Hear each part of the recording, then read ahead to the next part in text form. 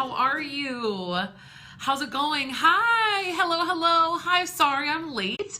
I'm working. Hey, Ashley. Hey, everybody coming in the room. Sorry I'm late. I am working with my husband this summer at his auto upholstery shop, and we were dropping off a car and trying to come back from that other shop in traffic. So thank you guys for being patient. Hi, everybody who's joining in the room. Thank you for coming. Thank you for being patient. Please feel free to introduce yourselves to everybody in the room. Hi, everyone. Thanks for coming. We're going to get started right away. There's a lot of cool things we're going to talk about.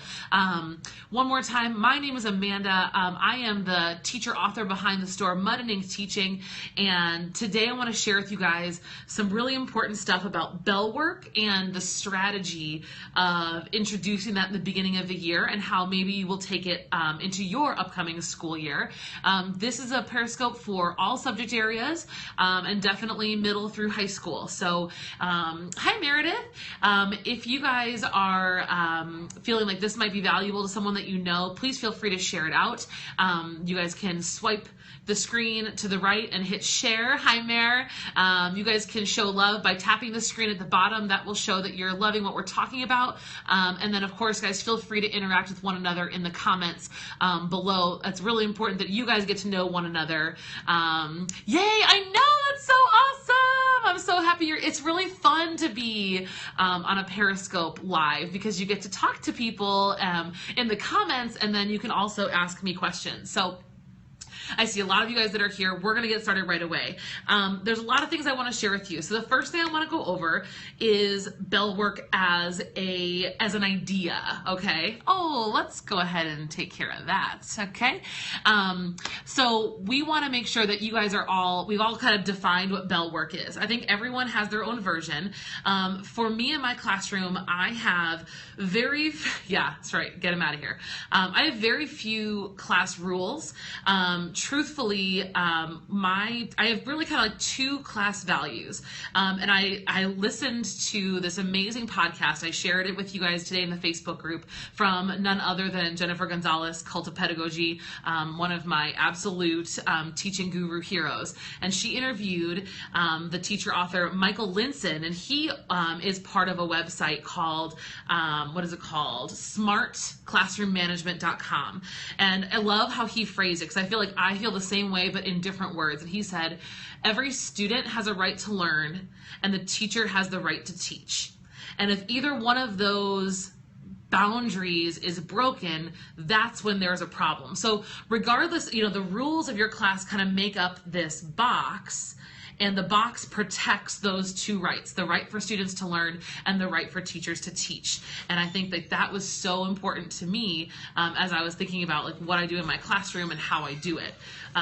Hey, so that's kind of where I start with these two strategies. So for me, I need bell work because I think the most important part of my class is how it starts. And then the next important part of my class is how it ends. I need those two pieces to be solidified. And the procedure, hey Amy, I need the procedure for those two parts of the day to be flawless and practiced and trained right from the start. Like that's how I avoid most behavior problems, is because I have the beginning of the period solid and the end of the period solid. Everything that happens in between is kind of unpredictable and fun, but the structured and strict commanding parts of the day are the opening and the closing of the lesson. If my lesson can begin in a certain way and end in a certain way, the way that I've designed it and the way that I've trained my students, then I'm going to get a lot more out of them in the middle. So that's kind of my philosophy for why I do bell work. I'm going to share with you more about that, but that's the big picture. So with bell work, I have moved to a digital format. So I know some of you probably, when you think bell work, you think maybe you do have a packet and the kids take out the packet at the beginning of the period and they work on a problem. Maybe you have a prompt on the screen and the students write in a notebook. For me, I always have like these kind of rules in mind for bell work. Bell work should be silent, it should be independent, it should be quality, and it should be quick. So I know it's not a cute acronym, but I think those are four really important parts of bell work. Also, I only grade it for like the first month. I grade it really seriously and proficiently for them, and then I kind of stop doing it and they start just doing the bell work because it's part of, oh, excellent, quality, quick. There we go. I got some help over there with my acronyms.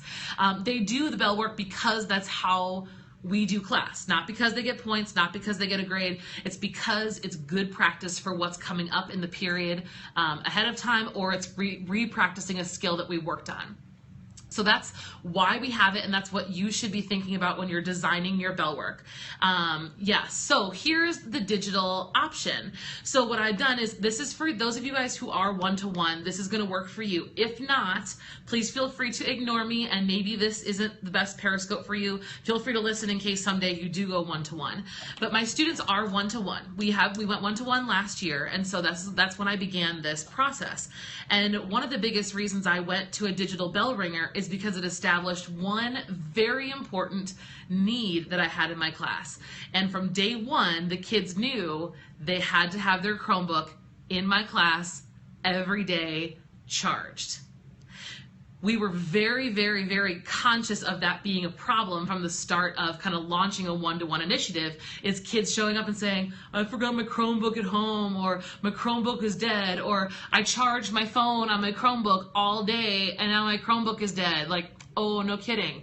So by doing a digital bell ringer, there's no, we might be doing a lesson in partners with no Chromebooks today, but you need your Chromebook every day to accomplish the bell ringer. So that sets a really nice tone for the period, that they know they have to have that equipment every day, and that's not a negotiable, I don't know when I am and when I'm not gonna need to use it. That's really unfortunate that you guys don't have computers at your school, but hopefully, some of the things you learn might, help you could share with other people and convince them to get them.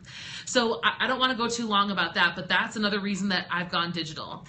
The other benefit of having a digital notebook for bell ringers is that you can ask kids to do things in a digital notebook that you can't ask them to do in a handwritten notebook.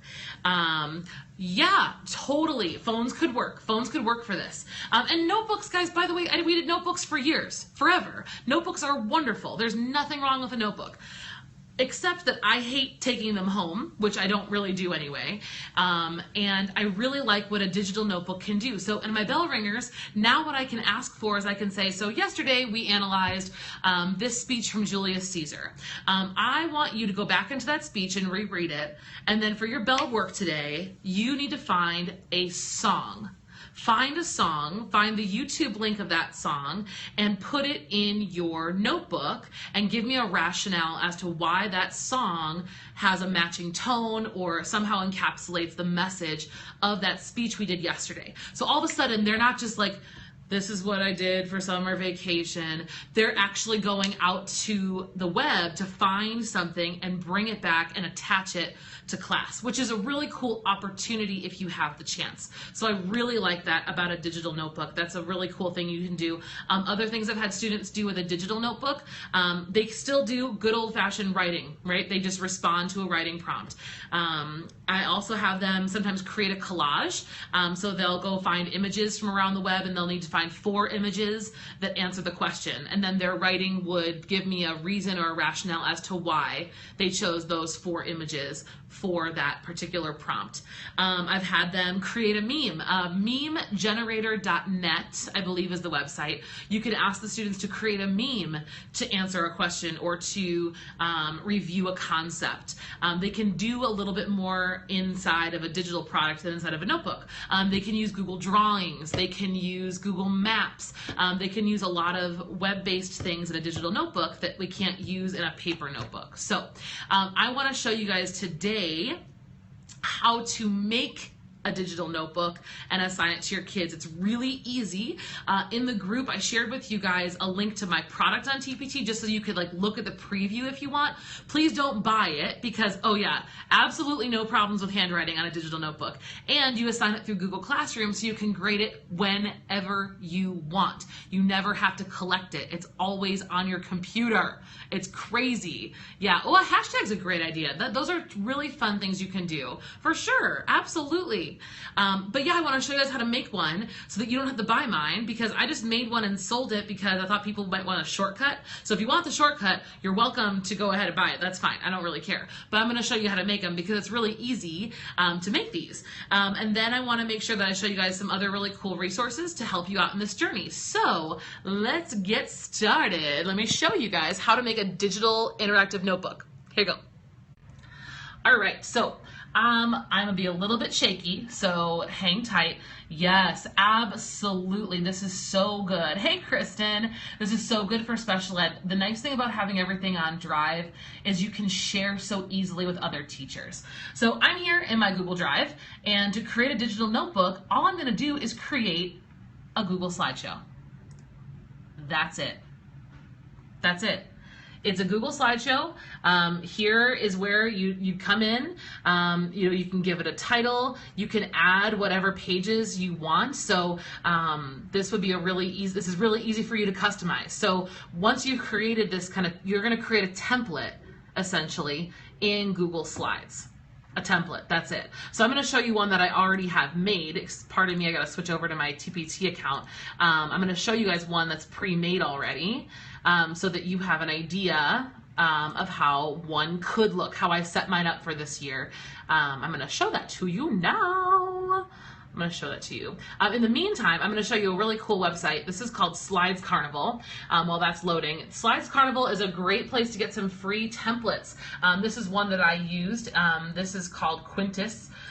These templates are so sweet. They're free. The woman who makes them is so sweet. She's happy to let you take them and use them and even sell them. She's really cool. But they're free, so you can kind of take a peek through these little templates of the presentations. Flipping through, you can see all the different pages she's got set up for you. And if you like it, all you need to do is click use this presentation template, and then you have it. It's yours. Isn't that so cool? So that's called Slides Carnival. I put that for you guys in the Facebook page. But let me show you how mine turned out that I made for you guys. I made this a long time ago, so we're gonna scroll and make you all dizzy here. All right, bell ringer, independent, interactive notebooks. Okay, so this is the template I'm going to use for my students. So I'm just going to walk you guys through kind of the parts that I would make on the front end, and then I'm going to show you how to assign it to the kids if you've never done that before. So on the front end, I provided the kids with a title page. Of course, once you've assigned it to them, they can always change that. Then I gave them a page to put their name, and then tell a little bit about themselves. They can change the picture and personalize it. And then I gave them a page for directions. So this is part of the procedural thing that they need to know for bell work. Number one, at the start of class, open this document and create a new slide. Okay, everyone needs to do that. When the bell rings, you're in your seat and you have your Chromebook open and you're gonna hit Control-M. That's how class starts every single day, predictably. It's a firm structure. And I'm telling you right now, if my kids come in on day 3 and they don't have their Chromebooks open, we're going back out in the hallway and we're gonna try entering class again. We're gonna start all over again. And they're gonna be perfect at this by the time the school year is really rolling. Okay, so once they have their Chromebooks open, they've created a new slide, they're gonna respond to the prompt on the screen in front of the class.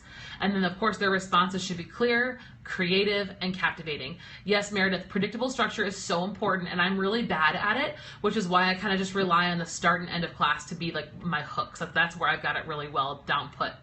So pages 1 was a title, 2 was an introduction, 3 was directions, 4, I have semester 1 where they can. Yep, the CC. You're really good at that, Meredith, with the acronyms. That's awesome. I have a semester 1 section. And then I have a sample, and then I have a sample. So it tells them here, this is where you'll put the prompt, this is where you'll put the date, and then here in this box, you will write your response to today's bell ringer prompt. Please keep the font legible and at 12 points. And then I have them single space it. And then they can use this page as a template. Isn't that nice? So all they need to do is right click on the sample and then hit duplicate slide. Look at that. So now they have the directions and they can just delete this, fill in their title here, fill in their, sorry, just ignore that for a second. I thought I unplugged this. Okay. Oh, I did not unplug it. Sorry, I'm still at work. So the title here, the date here, and then everyone can respond to their response or the answer, put it all right here. And so all of that's just, and then the next day, they can just duplicate that. So they come right back over here, right click, and duplicate slide. If they don't want this whole template, they can just hit Control M, and that just creates a blank page. Really easy for those guys, no issues, super simple. Then I have semester 2, so like when we get to semester 2, they can start filling out semester 2. So that's how I made mine. I started at Slides Carnival. I picked out a cool template. So this one was the book. I thought that was kind of sweet. And then I when you click use this presentation template, I went through and then I made the template for the kids for what they would need to do for bell ringers. A cover, a name, directions, semester 1, a sample. That's really all you need. And then this is the beautiful part. You're going to head over to your Google Classroom. You're going to hit the plus button. You're going to hold the plus button. You're going to click create assignment. And then here comes your dialog page. Now I'm trying to do this, guys, one-handed. So my title, I can't type with one hand. So I'm just going to fill this in, right? Of course, this would say bell work, daily bell work for the year.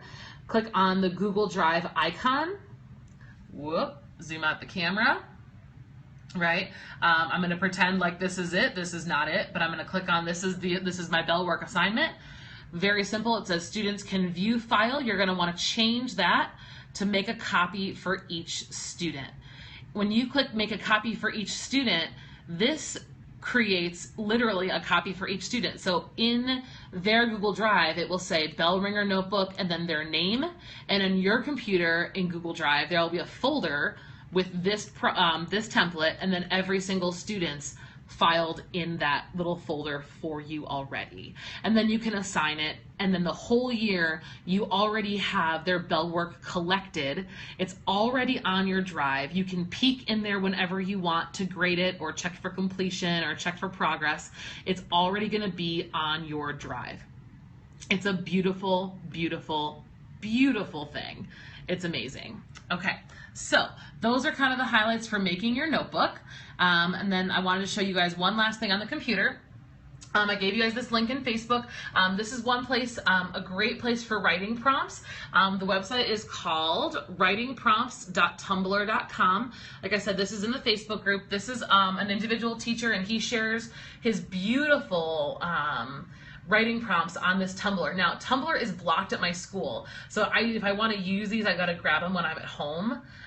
But they're really cool. There's argument, there's creative, there's science, there's social studies, there's all kinds of things. There's science fiction. He's got wonderful creative and visual prompts. He even has them standards linked in the corner. So that's another great resource if you're looking for a place to have and to find bell prompts or bell work prompts for your writing. All right, I'm going to flip you guys back around and see if you guys have any questions.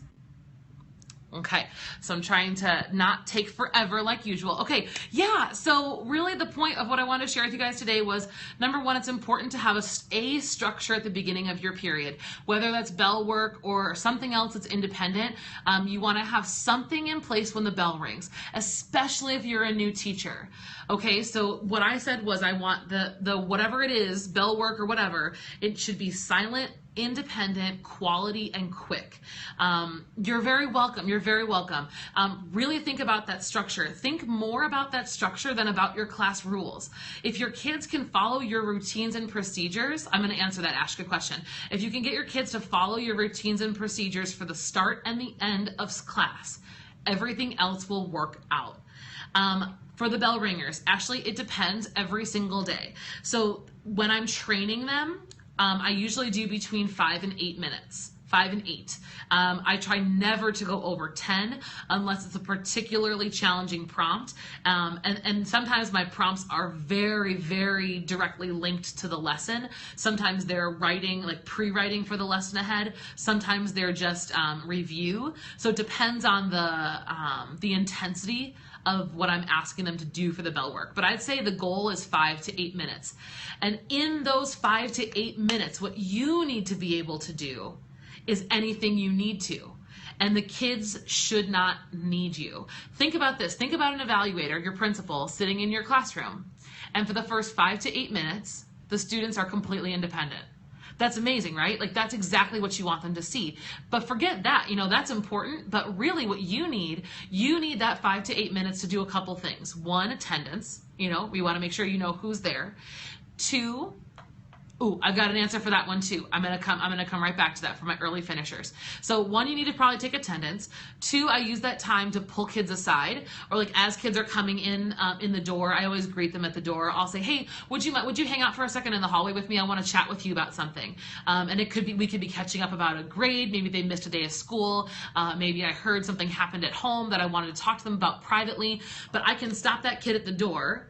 I can have all the kids inside the classroom behind me, and I'm still in the hallway. I haven't walked in. I haven't had to start class. I haven't had to say, hi, everybody, take out your Chromebooks. Here's the prompt for today. Let me read it to you. No. They walk in, they read the prompt, they start writing, they do the work independently because that's how it's designed. So I can spend that time talking to Michelle or Juan about whatever I need to talk to that student about in the hallway before I've even come inside. Those are really the 2 most important things that I need that time for, attendance and then catching up with students. Sometimes I'll just walk around and see what they're doing. I didn't see who it was. My screen's kind of cracked, but somebody asked about what to do with early finishers. That's an amazing question.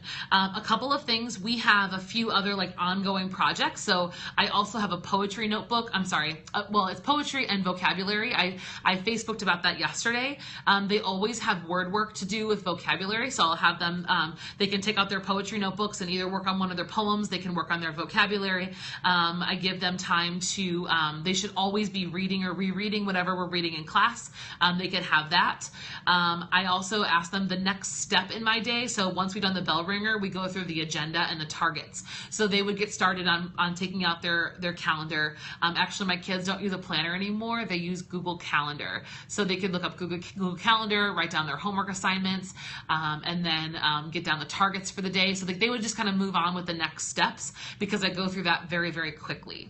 And I try really hard to make sure that the task should always take longer than the actual. It's okay. Hi, guys. What's up? Oh, they're right here. Bagels. Oh, here they are. Bagels. There you go. There you go. So the task should always take longer than the time you've given. That's just kind of like a rule that I've always had. If you want them to do writing and you think it'll take them 10 minutes, give them 5 minutes to do it. You're going to get more urgency out of them and a lot more content. If you give them that full time, they're going to take that whole time to mess around, or not even get started. So I always give them less time than what the task allows. So if you can, try to figure out exactly how long you think it will take, and then shorten the time for them. So that's one way to think about it too. So sorry for the interruption. Like I told you, I'm still at work and we got some bagels. So we were sharing those with our employee. We're such nice bosses. We buy bagels for people. I know, so good. Okay, so that's really the most important part. And if you're wondering how I end class, because I talked about that structure being really important, the beginning is the bell ringer. The end is 2 commands. 2, that's it. And we practice this religiously as well. I don't know when I was a kid, I probably would have hated me for saying this, but I do tell them, the bell does not dismiss you, I dismiss you. Now, I'm fair. I will always let the kids pack up about 30 seconds before the bell, but they pack up on my command. So when I say, this is the magic words, it's time to get ready, that's when they start packing up. If I hear a zipper, I see a binder closed, I see a single flinch toward the backpack, we wait. Everyone waits. And if there's one punishment high school teachers have forgotten about that kids absolutely hate, it's staying after the bell. Kids will do whatever you ask them if they think that you're going to take away time from them smooching in the hallway, right? If you're going to keep them after the bell, well, all of a sudden they're right on board. Oh, totally. So, it's time to get ready means they can start packing up their stuff, and then have a nice day means you can go. So I try to say have a nice day with the bell. We say it together, but the pack up part, new teachers, and if you're new to high school, that is huge. They will reach for the backpack. They will reach to start closing things. They will start to close up shop before you're done teaching. I teach all the way till 30 seconds before the bell. I know a lot of teachers say teach bell to bell, and I just think it's a little bit unfair. I do give them that 30 seconds to put their stuff away, mostly because mine actually really need it for organization. Like, I want them to actually put things away in the right place. But that's like personal preference. That depends on your kids. But we are learning for 49 and a half minutes out of 50. We are soaking up every single second out of that period. So if you guys have more questions about classroom management stuff and procedures and routines, I'd be happy to talk to you about them. Those are really my only two that I need all year long, and I'm telling you, they create the most flawless year for me. They are so amazing. And the bell ringer is great. Digital or not, you know how to make a digital one now. If you're gonna use notebooks, whatever, packets, go for it. But I encourage you to do it and practice it to exhaustion. Practice it really hard. Oh, Kim, that's so sweet. I think, Amanda described me once as this, like, I'm like this evil combination of like terrifying and hilarious. Like, I'm really funny, but I am really, really strict when I have to be. I mean, those things are so critical. And if everyone starts calm and we end together, I can kind of like, I can be relaxed. I can be myself in the middle. So that's really important for me too. So.